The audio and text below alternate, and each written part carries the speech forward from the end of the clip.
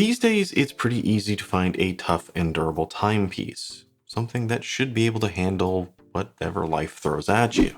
I mean, if you look around, they're everywhere, and a lot of people advertise their watches as ready for adventure. However, there aren't many watches that have actually proven themselves capable, ones that have been there, done that, so to speak. Ones that have really pushed the limits of man and machine on some sort of crazy adventure. Those are the watches that not only gain bragging rights, but often become beloved in the watch collecting community. Well, today we're going to talk about another watch that's really been there, done that. One that actually has been on a crazy adventure. The thing is with this one is that it's relatively new and from a relatively unknown microbrand out of France. I'm Shane, this is Relative Time, and today we're going to talk about the Charlie Paris Concordia. Charlie Paris is a small microbrand based out of France, and one of their more interesting aspects is that every single one of their watches is assembled there. Although, let me back up for a minute, because Charlie Paris isn't actually the start of this story. Rather, it starts off with a French adventurer named Mathieu Tordur. And if I mispronounce that name, my sincerest apologies, because this guy deserves some respect. You see, back in 2019, he was planning an expedition to Antarctica, where he was going to attempt to ski from coast to the South Pole. A 50-day, solo, unassisted journey that he would eventually succeed at, and by doing so, gain a world record for being the youngest person to do so. Now, somehow Charlie Paris found out about the expedition, and they got involved by offering to design and build a watch specifically for this journey, which is really how the Concordia came to be. And as such, they also designed the Concordia to be able to withstand the extreme environment of Antarctica. Although they weren't content to just make one watch, so they launched a Kickstarter with the Concordia in 2019, just to make it available for those that were also interested. They also set aside a small portion of the proceeds from the Kickstarter just for the expedition itself. It's a very interesting story, because you often run into brands that brag about how tough their watches are, but you never really run into one that can go, hey, I got proof. Now, before we really dive into this one, for the sake of transparency, I need to let you know that Charlie Paris did provide this watch, and as far as I know, they're not going to ask for it back, hence that promotional tag. That said, let's dive in. Size-wise, the Concordia is a 40mm diver with a 47.5mm lug-to-lug. So with regard to most other divers out there, this one is going to be on the small to medium size of things. And with that lug-to-lug, I think it should fit a wide variety of people out there. In terms of thickness, you're looking at a 12.5mm sized watch. And that does go from the decorated case back all the way to the top of the domed sapphire crystal, which overall isn't bad, and it actually has a rather slender feel to it on the wrist, at least as far as other divers go, and especially for one with 300 meters of water resistance. With a low center of gravity, this watch stays squarely where it needs to, dead center in the middle of your wrist.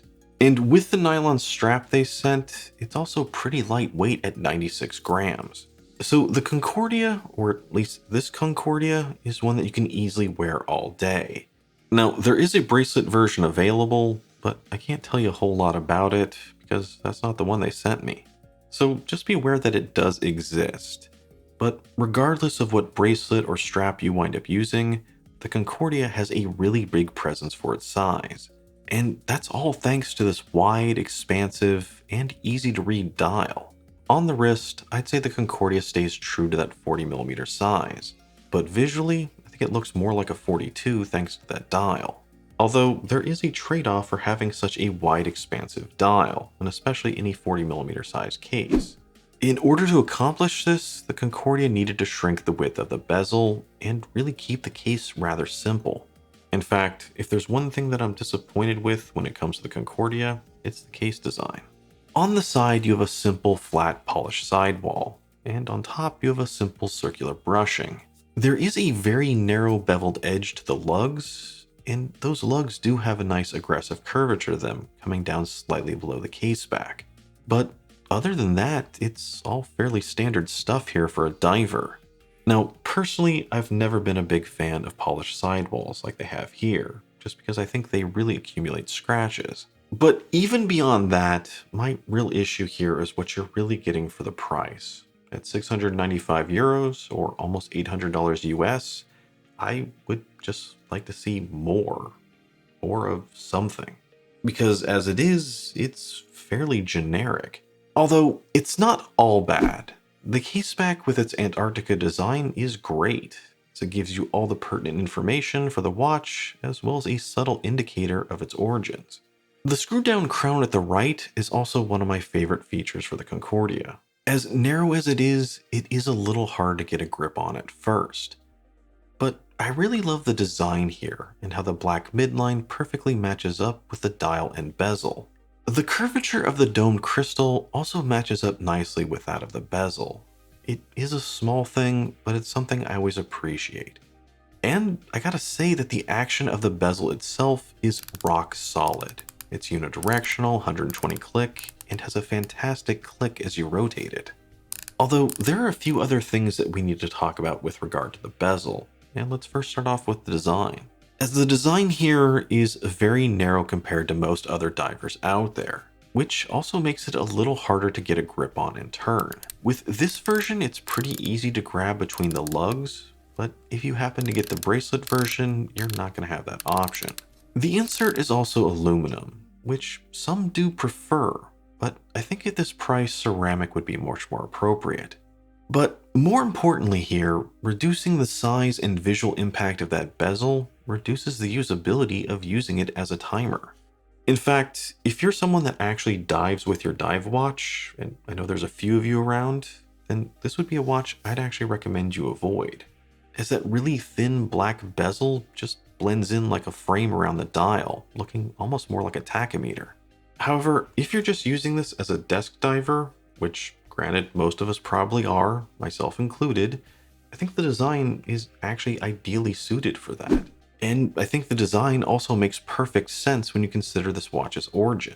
I mean, on some crazy solo Arctic expedition, I would imagine that being able to quickly and easily tell the time at a glance has more priority than the timer, or even being able to use that timer underwater, because in that kind of conditions, if you're underwater, you're probably not coming up.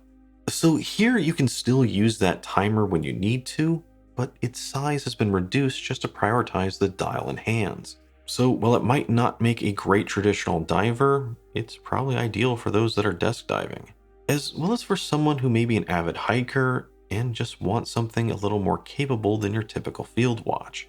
However, there's one more issue to talk about with regard to the bezel, and that's alignment, or rather misalignment. As this one is about half a tick off when you look at it, almost like it's thinking it's a Seiko. Although it does get a little bit worse, because Dave also got one of these to review over at Just the Watch, and one of the first things he ever mentioned to me was that his bezel was also misaligned, which means as far as I know, they're 0 for 2, and that's not a good sign. And for me in particular at this price point, I think that's unacceptable.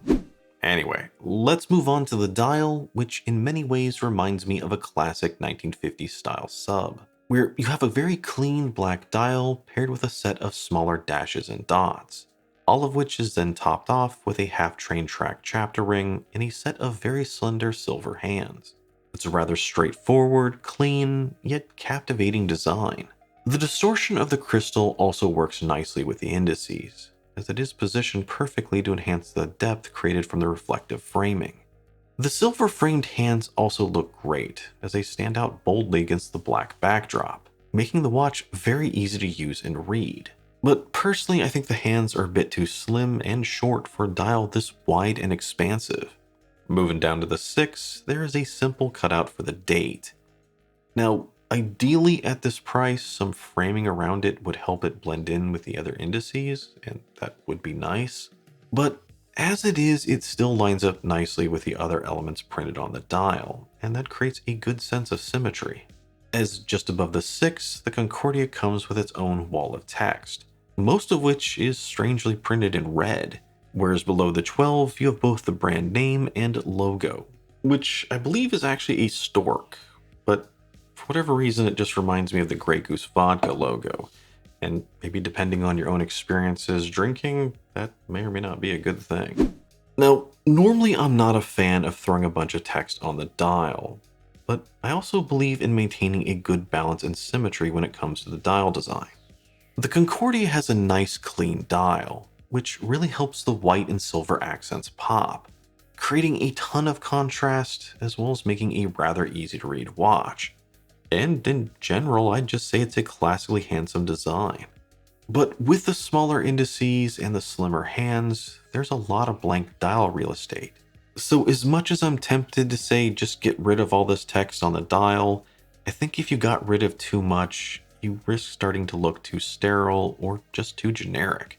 As for the lume, well, technically it has some, but unless it gets more, this Stork is grounded after dark. I mean, here you can see my comparison test where it's paired up with some other divers. But the main thing to watch for is that the Concordia lasts about 10 minutes. After that, the camera's barely able to make out the hands. So, like I said, more. Movement-wise, Charlie Paris made a slightly interesting choice here. For the Kickstarter, I believe they used an ETA 2824 movement. But in production, they're now currently using an STP-111. Even though these have been around since 2008, I've only run into a couple of them. But that's not necessarily a bad thing. SDP is still based on the ETA 2824, so everything should be fairly equivalent, and honestly quite appropriate. As far as the strap goes, Charlie Paris sent along two to try out, and both of these have quick release. The watch came on this thin nylon strap, as well as they sent along this light brown leather version. The leather has a nice texture to it, while also having a good balance of thickness and flexibility, whereas the nylon is rather thin, but it does offer a very comfortable lightweight way to secure the watch. Overall, these are both decent, and I think they both look good with the watch in their own way. Yet, they're also a bit disappointing at the same time, simply from a price standpoint.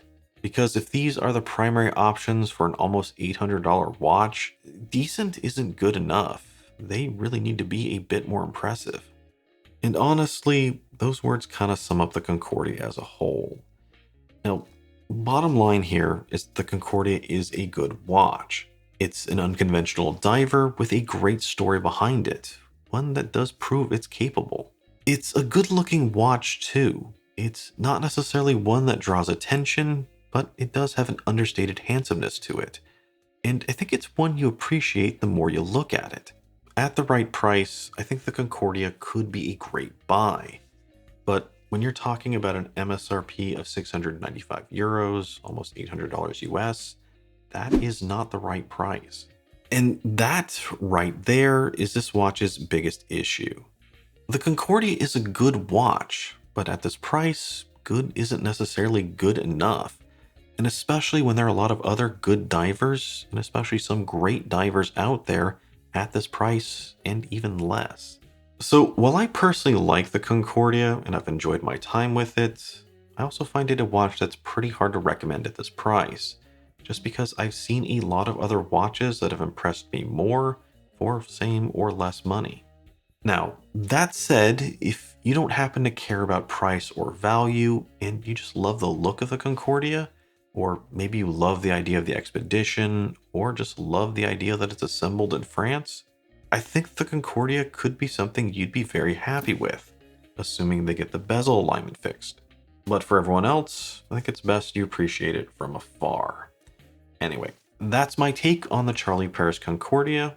As always, let me know yours down below, as well as if this is a watch you might consider, or if not, and someone was asking you for a watch in this price range, what would you recommend? And make sure you head over to Just the Watch to catch Dave's take on the Concordia. If their review's not already out, it should be out shortly, and I'll have a link down in the description as well. And as always, if you enjoyed the video, don't forget to like, comment, and subscribe. I'm Shane, this is Relative Time. See you next time.